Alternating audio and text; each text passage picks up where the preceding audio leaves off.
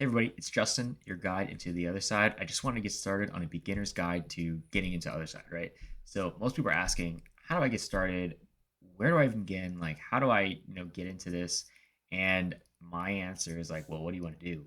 And they say, well, I don't know, what can I do? And my answer would be, well, do you want to farm? Do you want to hunt?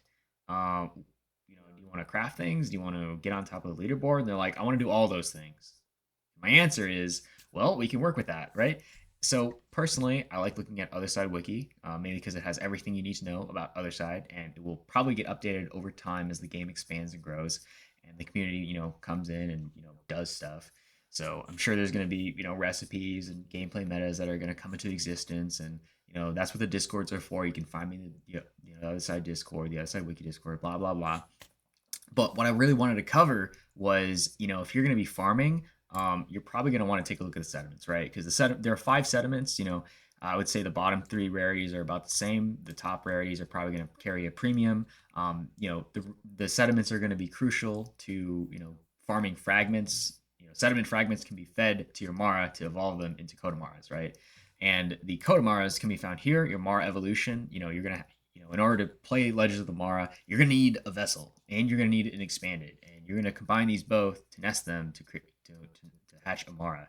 So when you farm sediment, it's important.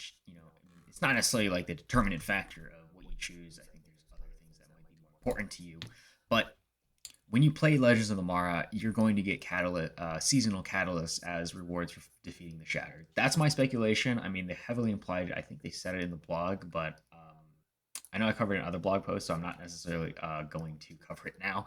But again, in order to evolve your Mara into a Kodamara and to do that stuff, I mean, you're going to need all these things, right? So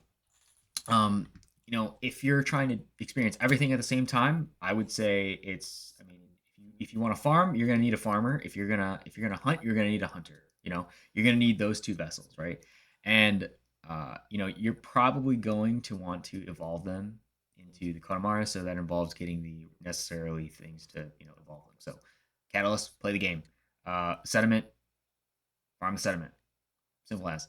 So I know it's not that simple, but I'm just trying to go through everything as simply as possible.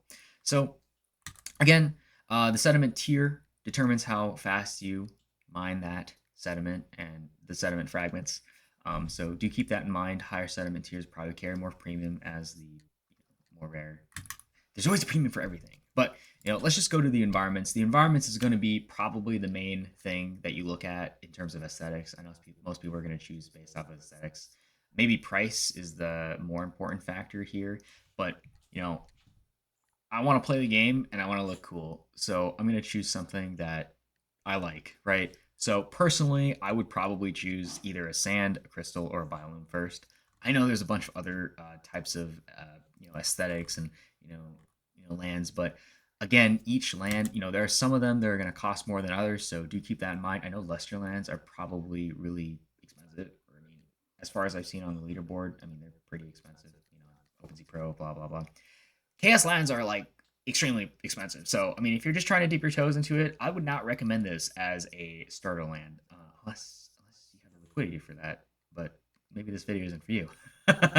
Anyways, if you're just getting started, I would say, just look at what's on OpenSea Pro. So we can kind of do that right now. So on this side of the screen, I have OpenSea Pro. I like to use this mainly because you can filter by traits. So again, with respect to environments, the environment tier is going to matter, right? Because the environment tier dictates how many workers you can have on your land, right? And as a beginner that wants to farm and hunt, tier 1, just keep in mind, tier 1 land is probably, tier 1 environments are going to be prohibitive, mainly because you won't necessarily be able to do both at the same time, right? I mean, you can, but you would have to switch between like putting your hunter in that slot and then taking out and then putting your farmer in that slot. So that may not necessarily be something that you want to manage. So, I mean, I would just filter for tier 2, just so then you don't have to worry about that. And so you may think that extending that to tier 4, tier 5 might be great. But do keep in mind, there's going to be people with a lot of liquidity and probably Coda armies that are like going to fill all that up, just kind of dunk on you in terms of like if you want to play on the leaderboard. So do keep that in mind. So I would just go ahead and just not deal with that. So I would just filter it by tier 2, tier 3. So the reason I do that is because environment tiers, per the gaming blog, when you're when you're playing Legends of the Mara and fighting the Shattered to get those rewards, maybe that's a catalyst, maybe that's treasures, or I know in the last video I covered these things. Why can't I remember it?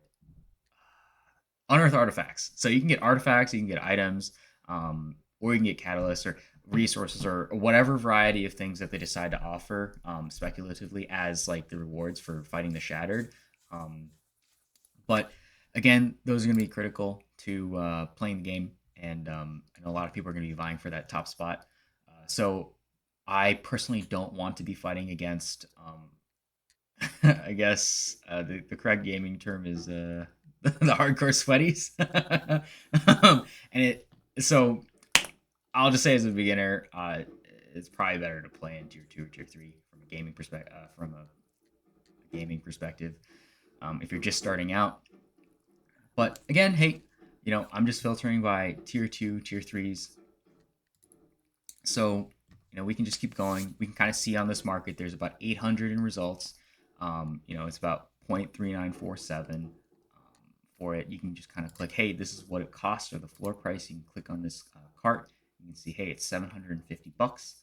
So that's what it would take to get an expanded. And you can just kind of see, hey, you can expand the details. You can see, hey, this has a tier 2 resource here. And if you scroll down, you can see that the category is growth, the sediment is infinite expanse, the tier is 2. It has bone stone, right? And you can see what it is above. You can see what the cost above floor is right here. So it's about 0.1%. It's 1.5%. So it is pretty close to floor. So it fulfills everything that you need. I mean, by all means, you can choose to get it. But again, you can kind of go and see how fast the price ascends as you move deeper into the liquidity or the order book, I would say. And I mean, I'm personally super inclined to like crystal land, so I would expand this detail and I would say, hey, it's about 10% above floor. You only get a tier 1 resource. I would say nothing really stands out other than it is like a crystal land. So I mean that type of aesthetic does fetch a higher price. So that's kind of why you're paying 10%. You can kind of see the justification on the market for why things are more expensive. But again, it is really up to you based off of what you like. This one looks pretty cool. It's got one brimstone on it. It's a Veldan environment. You can kind of see what the environment tier is, the resources, the resource tier, and anything else about the land too. So again, a lot of the resource picking, a lot of the sentiments, a lot of it is speculative. So keep that in mind. The NFT markets are pretty volatile, so expect that. Do your own research on you got to look through the market and see what's more expensive. And I know Otherside Wiki is really good for that too. So again, just to wrap up, sentiments will help you evolve your Mars into Coda Mars. You may want to choose based off of that. Environments, pick what aesthetic is nice.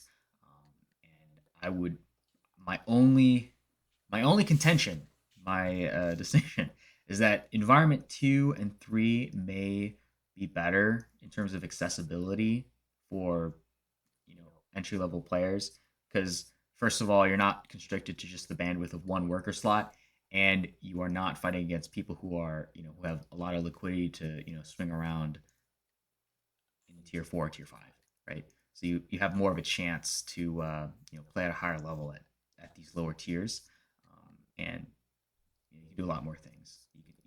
You don't have to go all in. So again, I don't need to cover too much, but I just want to keep it a relatively short video. So do feel free to catch me in the Otherside Wiki Discord. I'm also in the Otherside official Discord as well. But Otherwise, I'm just signing off. I hope you found something. I hope you found something interesting or insightful. But hit that like and subscribe button. And have a good rest of your night. I'll see you next time.